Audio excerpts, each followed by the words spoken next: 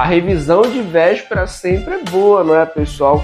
E hoje a gente vai estar falando aqui alguns assuntos para quem vai fazer aí o concurso da DASA 2022, dia 7 de agosto.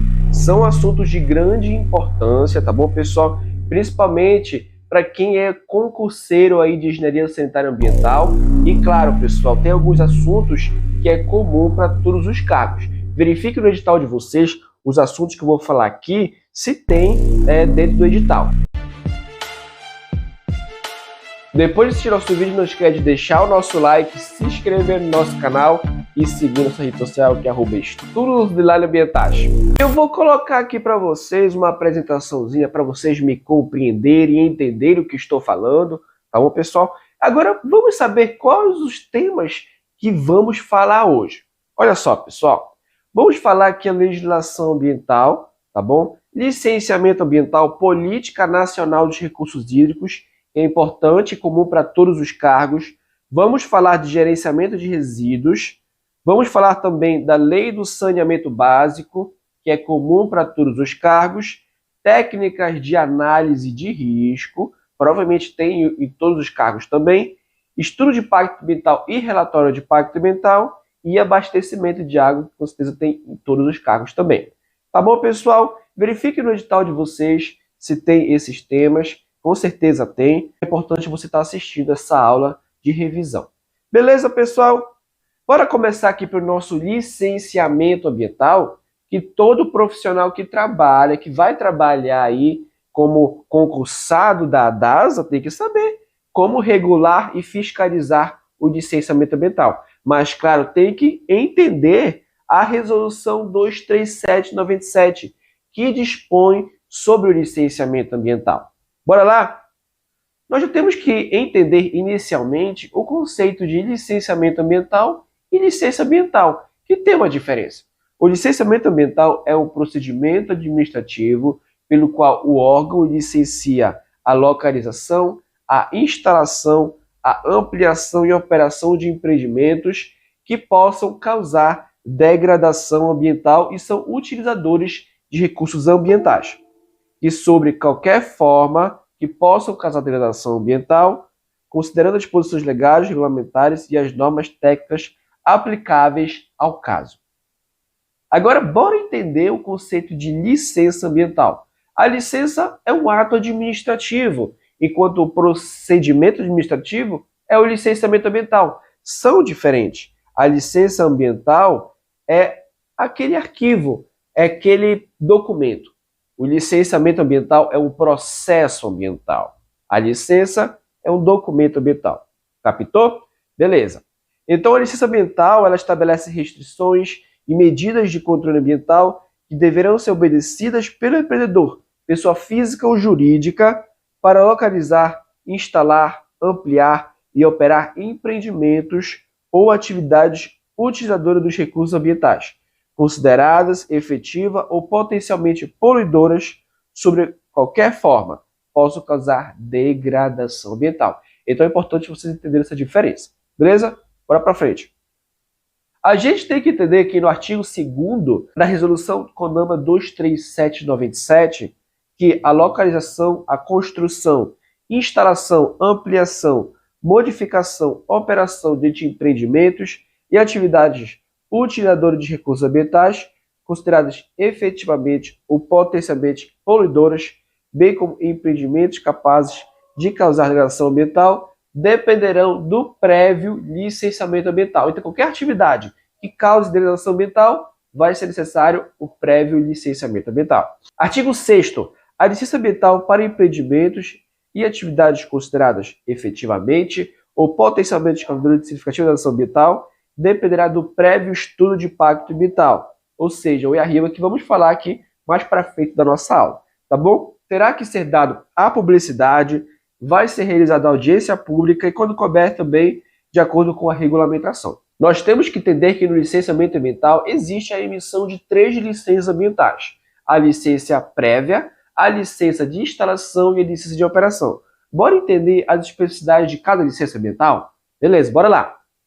A licença prévia é concedida na fase preliminar do empreendimento. É quando ainda nem foi construído. Está ali só o terreno. beleza? Está havendo o planejamento do empreendimento ou atividade, aprovando sua localização e concepção, atestando a viabilidade ambiental, estabelecendo os requisitos básicos e condicionantes a serem atendidos. E terá uma validade não podendo ser superior a 5 anos. É importante você saber as especificidades, como quando é realizado, quando é emitida essa licença prévia, na fase preliminar, de planejamento, e qual o tempo de validade, que não pode ser superior a 5 anos. Agora, bora entender que a licença de instalação, que é a segunda licença emitida, é aquela licença onde vai começar, o empreendimento vai começar a ser construído.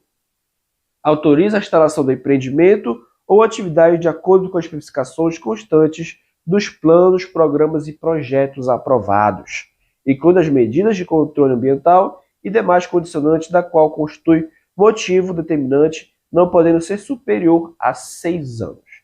Beleza? Duas especificidades, 6 anos, tá? Instalação do empreendimento. Licença de operação. Autoriza a operação da atividade ou empreendimento após a verificação do efetivo cumprimento do que consta as licenças anteriores, com as medidas de controle ambiental. Condicionantes, no mínimo 4 anos e no máximo 10 anos. A renovação tem que ser feita a cada 120 dias. Isso para licença de operação, beleza? Vai operar aquele empreendimento, precisa da licença de operação. Beleza? Bora saber agora como é emitida aqui esse procedimento de licenciamento ambiental. Como é feito, né? Parágrafo único, antes de saber isso. As licenças ambientais poderão ser expedidas isoladamente ou sucessivamente. Ou seja, pode emitir uma, pode emitir duas, pode emitir três. Ou pode emitir as duas de uma vez, ou pode emitir as três de uma vez. Entendeu? Então isso pode. De acordo com a natureza, as características e a fase do empreendimento ou atividade. O procedimento de licenciamento ambiental deverá seguir as seguintes etapas. Bora saber agora como emitir essa licença ambiental? Olha só. Vai ser definido pelo órgão ambiental, com a participação do empreendedor, os documentos, planos e projetos ambientais. Então, quando emitir a minha licença ambiental, eu vou lá com o meu cliente, com o meu órgão ambiental, empreendedor, para conversar aí com eles e coletar o que é que eu tenho que fazer. Quais os programas que eu vou fazer, quais os projetos, quais os estudos ambientais, os documentos que eu tenho que juntar para abrir o processo, quais os formulários que eu tenho que preencher, entendeu? Essa é a primeira etapa. Segunda etapa, eu vou fazer o requerimento da licença ambiental pelo empreendedor, acompanhado dos documentos, projetos e estudos ambientais, dada sua devida publicidade. Na medida que eu peço a licença prévia, que é a primeira etapa, eu vou estar junto já com todas as minhas documentações que o meu órgão ambiental exigiu, certo? E quando eu emitir essa licença ambiental, eu vou ter que dar uma publicidade, vou ter que colocar no jornal de grande circulação para todos saberem, beleza? Terceira etapa, análise pelo órgão ambiental competente, integrante do CISDAMA, dos documentos e estudos ambientais. É o órgão ambiental que vai fazer a análise se está tudo correto com os documentos que eu juntei no processo administrativo de meio ambiente, de licenciamento ambiental. Beleza, pessoal? Agora, bora conhecer a Política Nacional dos Recursos Hídricos, que é importante para todo mundo, inclusive para os cargos de nível médio, técnico, superior, para quem vai fazer aí, beleza, pessoal? Para os técnicos de regulação de serviços públicos, para os reguladores de serviços públicos, a Lei 9.433 da Política Nacional de Recursos Hídricos é muito importante. Bora aprender sobre ela? Olha só. Tem fundamentos gerais da Política Nacional de Recursos Hídricos que são essenciais de todos conhecerem. Água é um bem de domínio público. Todos têm direito à água, beleza? 2. A água é um recurso natural limitado, dotado de valor econômico, beleza? Em situações de escassez, o uso prioritário dos recursos hídricos é o consumo humano e a dessedentação dos animais. 4. A gestão dos recursos hídricos deve sempre proporcionar o uso múltiplo das águas. A bacia hidrográfica é a unidade territorial para a implementação da Política Nacional de Recursos Hídricos e a atuação do Sistema Nacional de Gerenciamento de Recursos Hídricos. A gestão de recursos hídricos deve ser descentralizada e contar com a participação do poder público, dos usuários e da comunidade. Captou isso aí, pessoal? Captou, capita, que é muito importante vocês saberem aqui os fundamentos da Política Nacional de Recursos Hídricos. Domínio público, recurso limitado de valor econômico, uso prioritário, consumo humano e excitação dos animais, proporciona o uso múltiplo das águas. A hidrográfica é a unidade territorial para a implementação do sistema de gerenciamento de recursos hídricos. A gestão dos recursos hídricos tem que ter participação do poder público, comunidades e usuários. Beleza? Bora continuar aqui da PNRH. Além de fundamentos, tem objetivos da PNRH também. Dentre os objetivos é assegurar a atual e as futuras gerações a necessária disponibilidade da água em padrões de qualidade adequados aos respectivos usos. A utilização racional e integrada dos recursos hídricos inclui o transporte aquaviário com vistas ao desenvolvimento sustentável. A prevenção e defesa contra eventos hidrológicos críticos de origem natural ou decorrentes do uso inadequado dos recursos naturais. Incentivar a promover a captação, a preservação e aproveitamento de águas pluviais. Entenderam os objetivos aí da PNRH, pessoal? Sempre falando da disponibilidade da água dentro dos padrões de qualidade adequados. Fala aí da utilização racional de recursos hídricos visando o desenvolvimento sustentável, a prevenção e defesa contra eventos hidrológicos, ou seja, dentro de origem natural, incentivar e promover a reutilização da água através de reaproveitamento de água da chuva. Temos também aqui instrumentos, além de princípios, além de fundamentos, objetivos da Política Nacional dos Recursos Hídricos, nós temos que conhecer os instrumentos dos recursos hídricos. E olha, pessoal, uma dica aqui. Ali na Política Nacional e Estadual de Recursos Hídricos do Distrito Federal, é praticamente igual aqui à Política Nacional, entendeu? Bora saber sobre os instrumentos. Plano de recursos hídricos, o enquadramento dos corpos de águas em classes, certo? A outorga de recursos hídricos, que vamos falar mais para frente, a cobrança pelo uso dos recursos hídricos, a compensação dos municípios e o sistema de informações sobre os recursos hídricos. Importante tu saber sobre isso. Belezinha, pessoal? Bora continuar? Das infrações e penalidades. Olha só. Sempre quando tu vai fazer ali um dos instrumentos da PNRH, que é a outorga de recursos hídricos, que é um procedimento administrativo também, igual ao licenciamento ambiental, no qual é contactado o órgão ambiental e tem que ser emitida uma licença ambiental para a utilização daquela água, porque você está consumindo, você está retirando aquela água daquele local. Então tem que ser emitida a outorga de recursos hídricos. E na outorga de recursos hídricos tem que ser seguido algumas condicionantes, algumas obrigações que você tem que seguir. E se você não seguir, tem algumas penalidades. Como, por exemplo, se você derivar ou utilizar recursos hídricos para qualquer finalidade sem a respectiva outorga de recursos hídricos, você será penalizado. Iniciar a implantação ou implantar empreendimento relacionado com a derivação ou a utilização de recursos hídricos superficiais ou subterrâneos que indique alteração, regime, quantidade ou qualidade do mesmo, sem autorização do órgão competente. Então, se você tirar a água daquele rio, vai alterar a quantidade dele, vai alterar a qualidade, vai alterar o regime.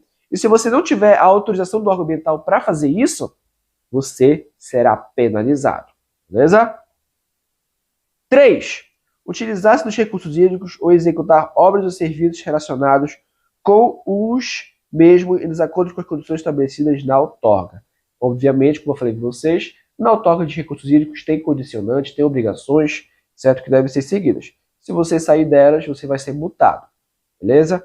Perfurar poços para extração de água subterrânea ou operá-los sem a devida autorização.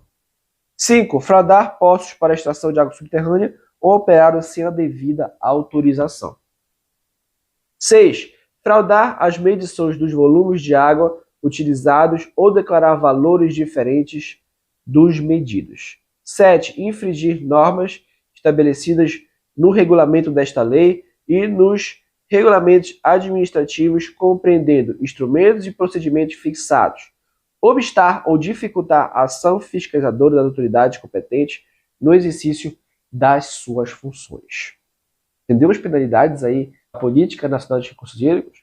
Fica ligado. Vamos falar aqui da Política Nacional dos Resíduos Sólidos, que você tem que entender, porque lá no edital da DASA está o gerenciamento de resíduos sólidos, e você tem que saber. Além do licenciamento ambiental, a PNRS também tem alguns princípios, como a prevenção e precaução, o protetor pagador e o protetor recebedor, a visão sistêmica na gestão dos resíduos sólidos e considera as variáveis ambientais, social, cultural, econômica, tecnológica e de saúde pública, o desenvolvimento sustentável, a ecoeficiência, a mediana e compatibilização entre o fornecimento, os preços competitivos, a cooperação entre as diferentes esferas do poder público, o setor empresarial e demais segmentos da sociedade, a responsabilidade compartilhada pelo ciclo de vida dos produtos, o reconhecimento dos resíduos sólidos, o respeito às diversidades locais e regionais, o direito da sociedade à informação e ao controle social, a idade e a proporcionalidade.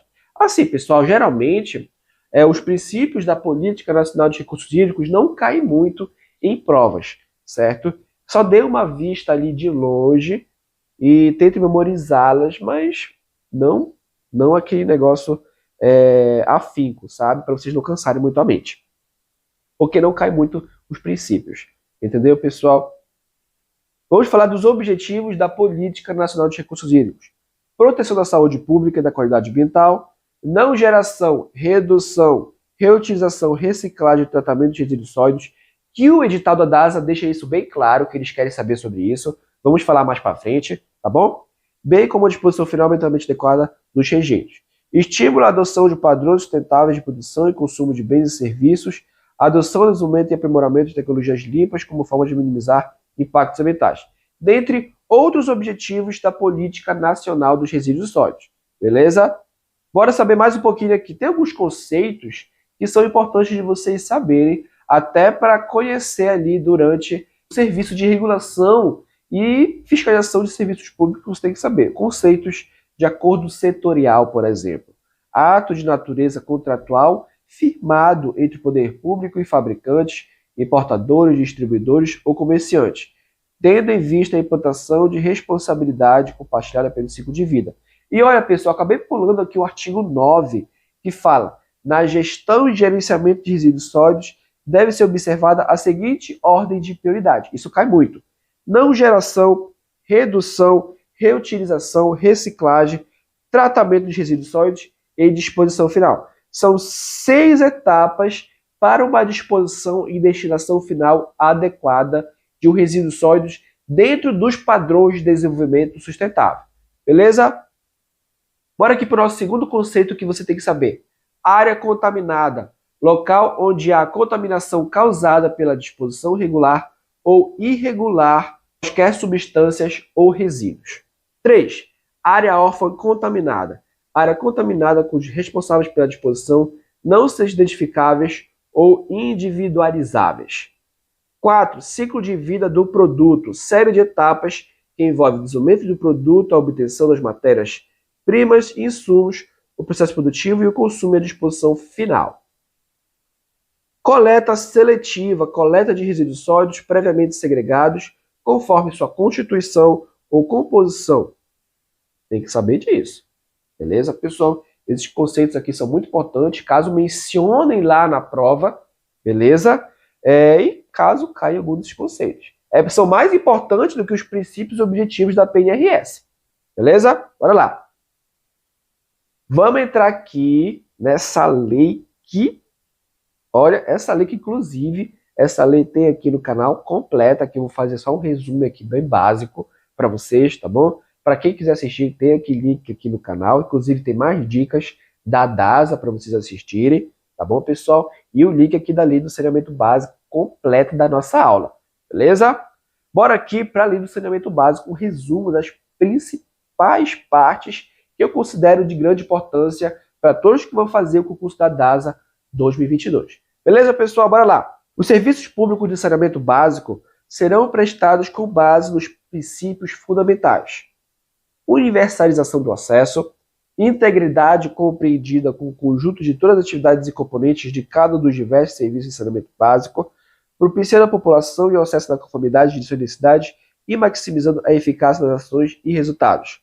Abastecimento de água, esgotamento sanitário, limpeza urbana e manejo de resíduos sólidos fazem parte dos componentes que compõem o saneamento básico, que devem ser prestados de forma adequada à saúde pública e à proteção do meio ambiente. A disponibilidade em todas as áreas urbanas de serviços de drenagem e manejo de águas pluviais, limpeza e fiscalização preventiva das respectivas redes adequadas de saúde pública, certo?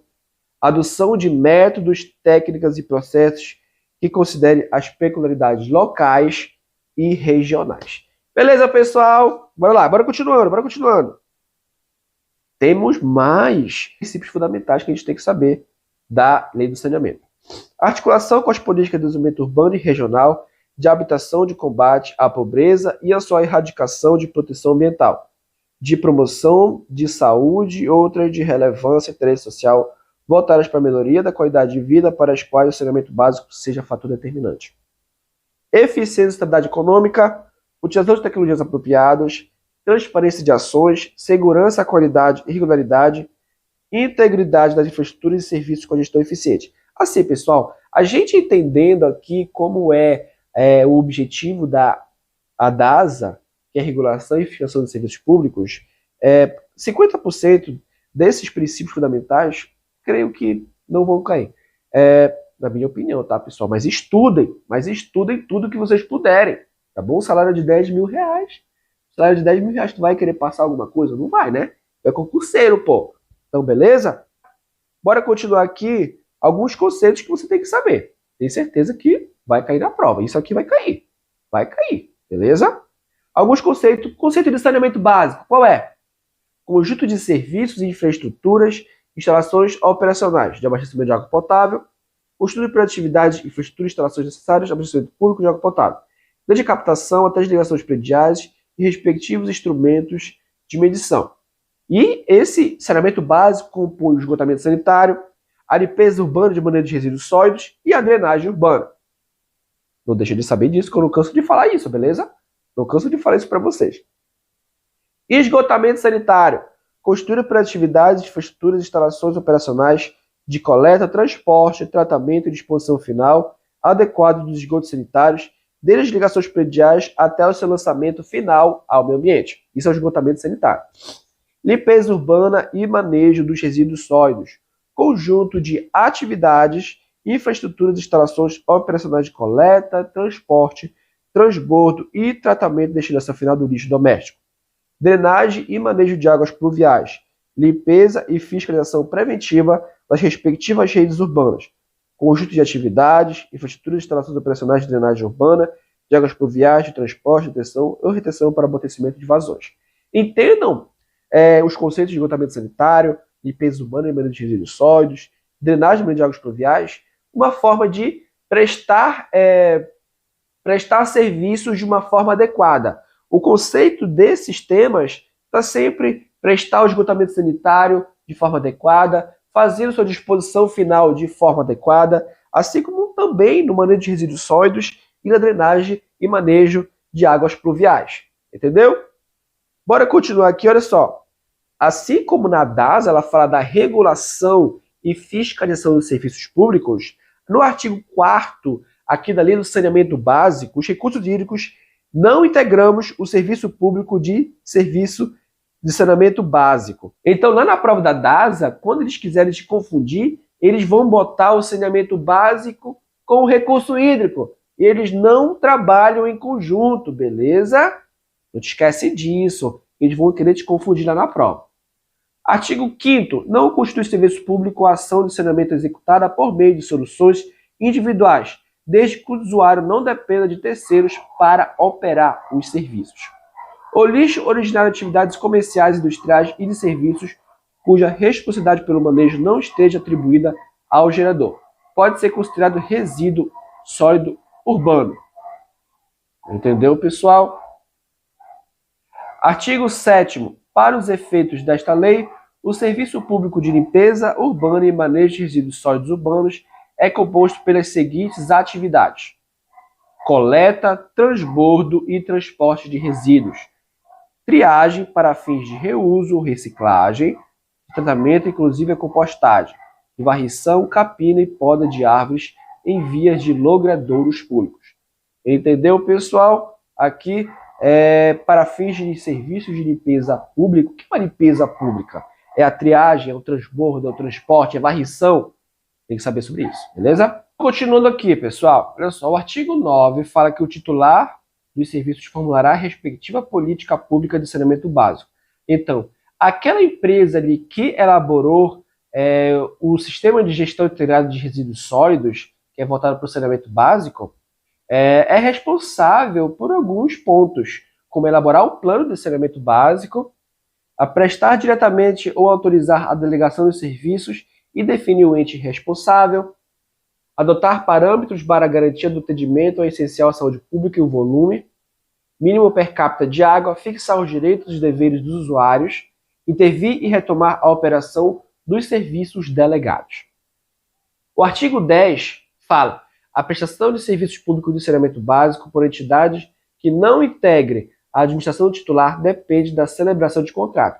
Vocês percebem aí que a gente está falando aqui de uma parte burocrática, de uma parte de contratos, de uma parte de regulação. Isso é muito relacionado com a DASA, né, pessoal? Aí você tem que entender aí uma parte processual, uma parte administrativa. Você tem que saber sobre isso. Artigo 12. Nos serviços públicos de saneamento básico, em que mais de um prestador execute atividade interdependente com outra, a relação entre elas deverá ser regulada por contrato e haverá entidade única para regulação e fiscalização. Tem que ter um contrato aí para fazer aí o serviço de saneamento básico para outras empresas. Por aqui, a entidade de regulação definirá pelo menos a DASA. A DASA. Presta atenção, a DASA aqui, olha só. O que ela vai definir? As normas técnicas relativas à qualidade, à quantidade e regularidade de serviços prestados aos usuários e entre os entes federativos prestadores envolvidos. Vai anotando isso aí, beleza? As normas econômicas e financeiras relativas às tarifas, aos subsídios e aos pagamentos por serviços prestados aos usuários. A garantia de pagamento do serviço prestado entre os diferentes prestadores de serviços. Os mecanismos de pagamento diferentes relativas ao implemento dos usuários, perdas comerciais e físicas e outros créditos.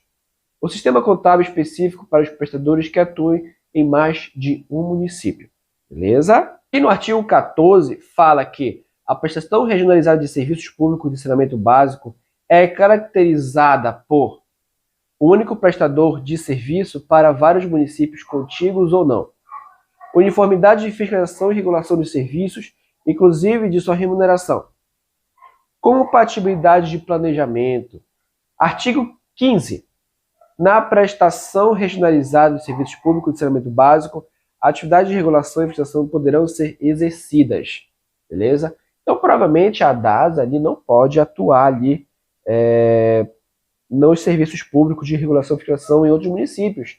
Então, eles não conseguem aplicar em todos. Então, eles podem contratar uma empresa para fazer essa regulação e fiscalização desses serviços públicos. Beleza? Por órgão, quem é que pode executar isso? Por órgão ou entidade de ente da federação em que o titular tenha delegado o exercício dessas competências por meio de convênio de cooperação entre entes da federação, por consórcio público de direito público integrado pelos titulares dos serviços. Vamos aqui falar sobre os objetivos da regulação de serviços públicos, que é estabelecer padrões e normas para a adequada prestação de serviços públicos e para a satisfação dos usuários. Garantir o cumprimento das condições e metas estabelecidas. Tudo isso é a DASA que se propõe a fazer. Esses são os objetivos dela. Porque é uma agência de regulação e fiscalização. Prevenir e reprimir o abuso do poder econômico, ressalvar a competência dos órgãos integrantes do Sistema Nacional de Defesa da Concorrência.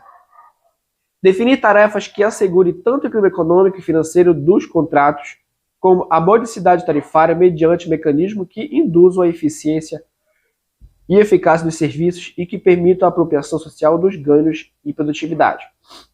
Artigo 24, pessoal. Em caso de gestão associada à prestação regionalizada dos serviços, os titulares poderão adotar ao mesmo critérios econômicos, sociais e técnicos, de regulação em todas as áreas de abrangência.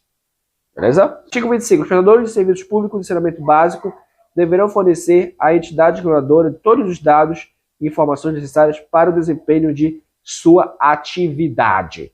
Beleza? Presta atenção no que eu estou falando, presta atenção na nossa apresentação. Vai lendo aí, vai escrevendo para não perder nenhuma informação. Beleza?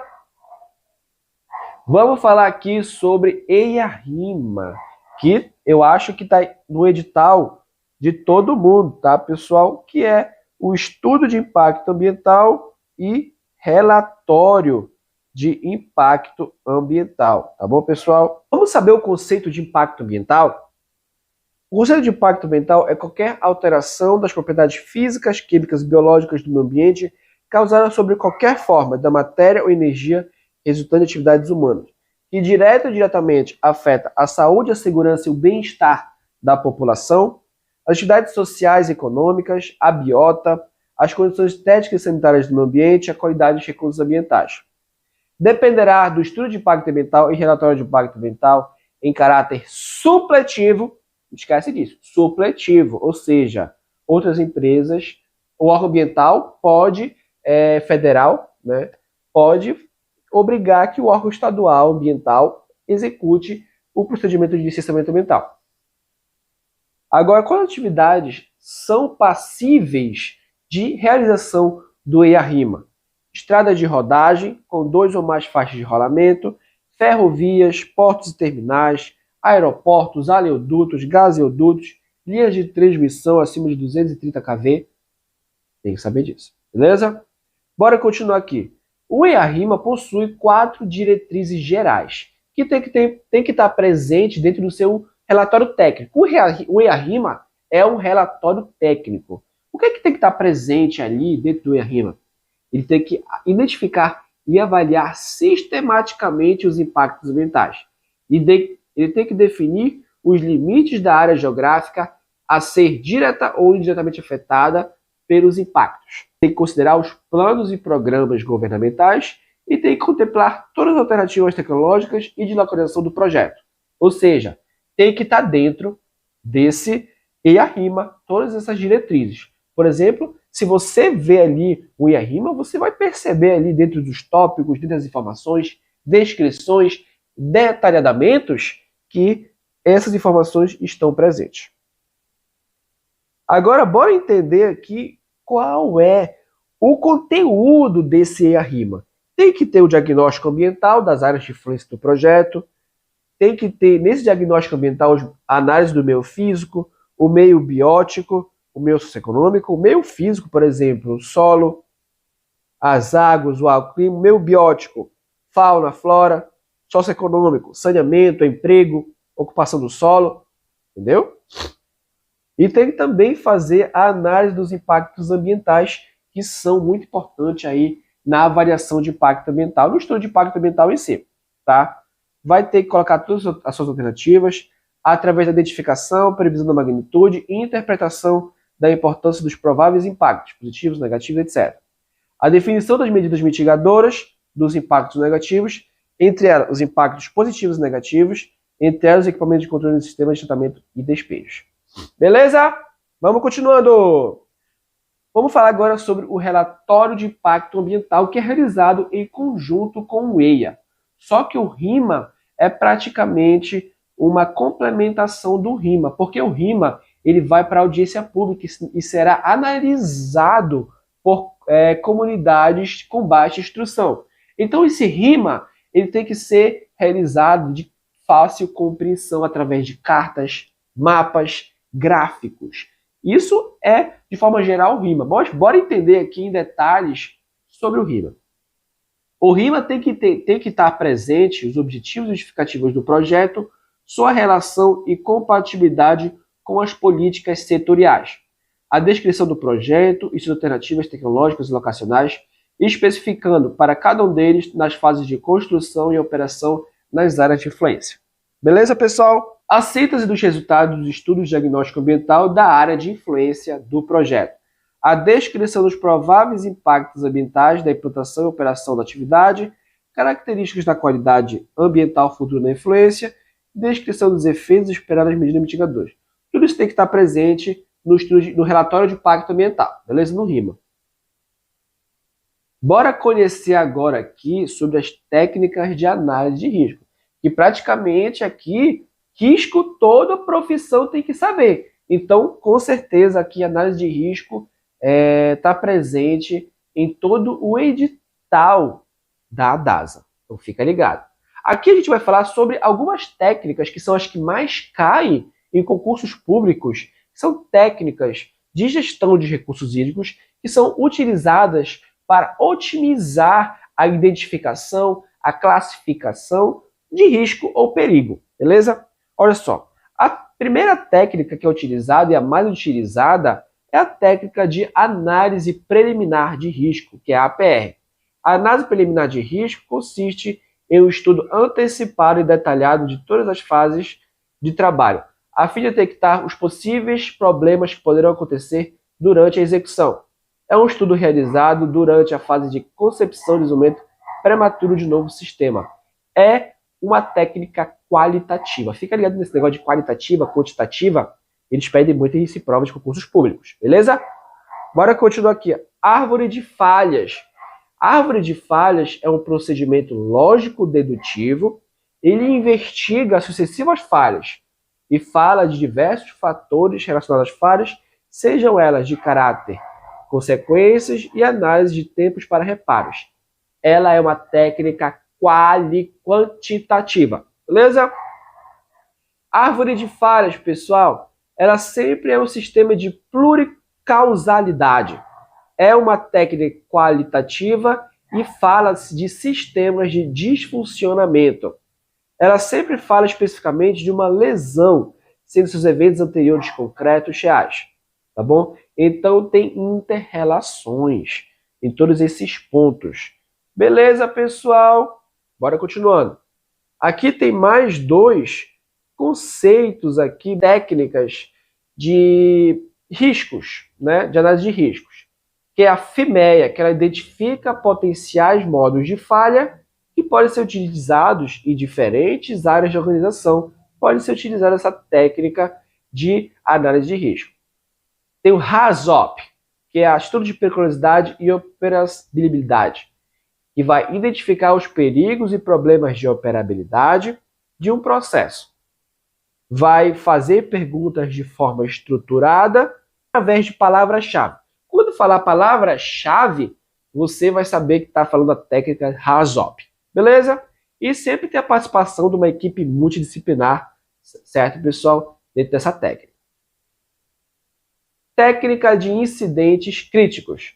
É uma técnica qualitativa para identificar falhas e condições inseguras, além de identificar perigos e ter o objetivo de detectar de incidentes críticos e tratamento dos riscos que os mesmos representam. Agora, outra técnica que cai muito em provas é a técnica What If, que pergunta e se?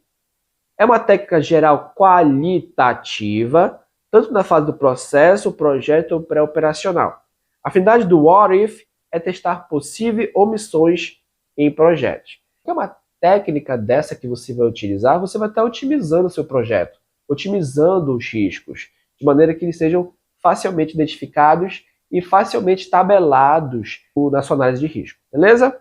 Bora falar aqui sobre o gerenciamento de resíduos sólidos, mais especificamente sobre como é feito o manejo, a disposição final, o transporte, o acondicionamento dos resíduos sólidos. E também saber alguns conceitos de reciclagem, disposição final, de gerenciamento de resíduos sólidos, PGRS, que é muito executado por empreendimentos para estabelecer uma disposição final adequada dos seus resíduos.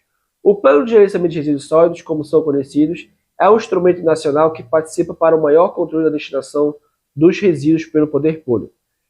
Primeiro, vai ser feita a criação do empreendimento, onde vai ser descrito os dados, certo? Segundo, vai ser feito o diagnóstico ambiental, onde vão estipular a segregação, o armazenamento, o transporte da destinação final dos resíduos, tá bom? Como vai ser realizado aquele resíduo sólido?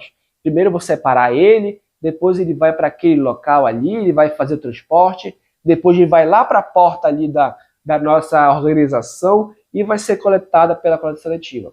É isso que é o PGRS, entendeu? É fazer a distribuição dos resíduos sólidos de forma adequada, de maneira que não afete negativamente o meio ambiente. Beleza? Bora lá!